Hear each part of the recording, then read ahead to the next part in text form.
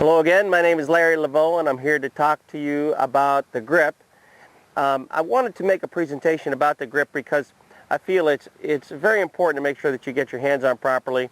The reason why you need to get your hands on properly is so that you create a proper lever system, a measurable lever system. What I mean by measurable lever system is I mean a system that is using levers. For example, the arm is a lever and the club is a lever and the wrist is a hinge. And what I've done here is I've set my wrist on the vertical line of the shaft so that I have a square club face. The vertical line of the shaft goes this way, and that vertical line is parallel with my left wrist. When I put my right wrist on, once again, the vertical line of the shaft is parallel with both wrists.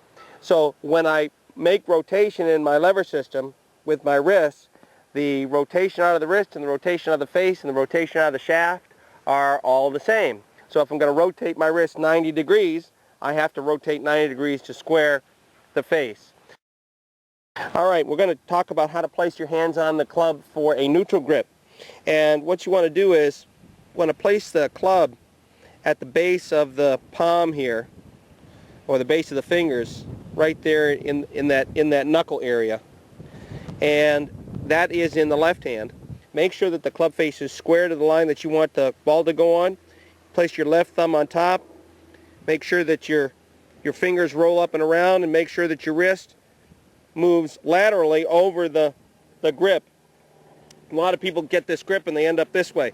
So you need to put your hand on with your wrist in this position. If you can get your wrist in a position where it's over the shaft and you can match the vertical line of the shaft parallel with your wrist or on your wrist, then it's much easier to position the golf club the way it should be, like so. That is the left hand. Left thumb can be on the right center of the shaft, like that.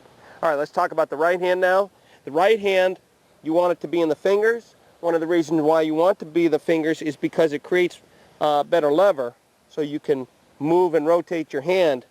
If you put the club down in here in this part of your hand, you have less speed, and this lever isn't as usable. It's like if you look up here, if I'm throwing a ball, I can throw the ball from my fingers here and create a lot more speed than I could if I had a ball down in the palm of my hand and I tried to throw the ball. So one of the reasons to put the club in the fingers here in your right hand is to try to create better leverage, the same way you would use it to throw a ball. Also, another mistake here that people make is once they get the club in their fingers, they leave their hand in this position. You want to take your wrist and move it down so that the left thumb sets in the lifeline of the right hand. Once you've done that, you can put your fingers on in 3 different ways. You can put them all on the club, all 10 fingers. That's called 10-finger grip. You can overlap them for the overlapping grip, or you can interlock them for an interlocking grip. These are fine. These 2 grips are fine, or this grip is fine too. But what people do is when they interlock, sometimes they start to change the angle of their wrists because they're trying to interlock their fingers. So that can become a problem. For beginners, I recommend all 10 fingers on the club in the beginning. It's easier, it's more comfortable. However, if you're used to this, or if you're used to this, that's fine. Just so long as you position your wrists vertical or parallel with the vertical shaft line when the face is square. What I want to do now is talk about the neutral grip. Here's a neutral grip here, and when the club swings back, you can see the position of the club rotates nicely 90 degrees with a 90-degree rotation in the wrist, and you can see where the hands are facing. Then when I swing the club up, you can see where the shaft or the club face is now square, a square position. I'm using a wedge. That's a 52-degree wedge here that I'm demonstrating with. So when the club comes down, this is the important part.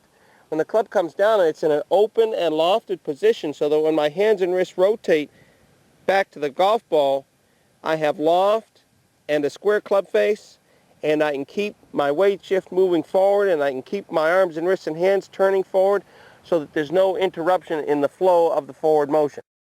A stronger grip, or a weaker grip, in this case it's a stronger grip, I'm not rotating the same amount here.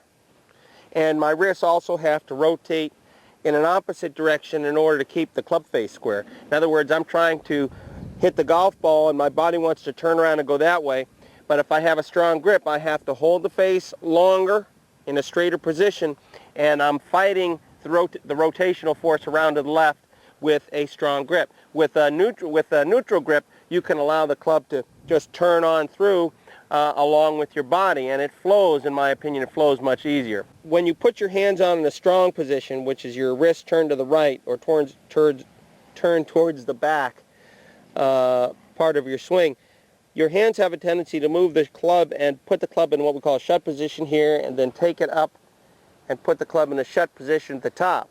My hands are in a good position here, but the club face is shut. And on the way down, when you watch the club face come down and it comes towards a golf ball, the club is in a shut position and a very de-lofted position. So when you go to hit the ball, you're going to hit a low shot that possibly will hook, and or your body will not be able to rotate because your hands and arms will be turning this way so you can keep the face open. All right, when I do the weak grip, you can see the difference in the motion going back. If I let my hands rotate into a normal position, you can see how open the club face is. And then when I swing the club up, even though my hands are in a good position, the club face is in a very open position at the top. That's an open position at the top of the swing. And then as the club comes down, the face is wide open. And then when I go to rotate my hands to square, you can see how much the face is open. And I would have to really maneuver my body, a lot of right-sided motion here to make my right side raise up and square the face and then try to close the face. So weak grip will obviously put you in a position to leave the club face open. If you have a weak grip, which is your left hand underneath more, your left wrist more to the left, and your right wrist more to the left, if you're a right-handed golfer like myself, it would be opposite if you're left-handed. When you're in this position, you have to, when you swing back, the club face has a tendency to open too much, and then when you swing forward, the face has a tendency to hold open, and you have to over-rotate your body to square the face. So also the rotation forward in your wrist, there's not enough availability of rotation to close the face enough. If the club is neutral, my arm can rotate to 90 degrees. All it has to do is rotate 90 degrees and the face will square. And I can rotate another 90 degrees and close the face. So it's much easier to rotate the face to square or an open position or closed position on purpose in order to move the ball, curve it in one direction or another when you have a neutral grip. And it's much easier, in my opinion, to time the rotation, and also the flow of the golf swing is much more sustainable because the arms are rotating through impact and they're not trying to go in a reverse direction to hold the face open, or they're not trying to over-rotate to close the face with a weak grip. So in kind of conclusion, what I want to say here is that best possible grip you can use, in my opinion, is a neutral grip, because the rotation in the hands and wrists and arms will match the rotation in the shaft and the club face, and your brain can get a better understanding of a matching rotation than a rotation that is not matching the rotation in your body, hands and wrists and arms together. If you have any questions, I'd be happy to answer them. You can always contact me at llpga@yahoo.com, and you can also contact me by through my website, floridagolflessons.com. So look forward to talking to you, and thanks for listening.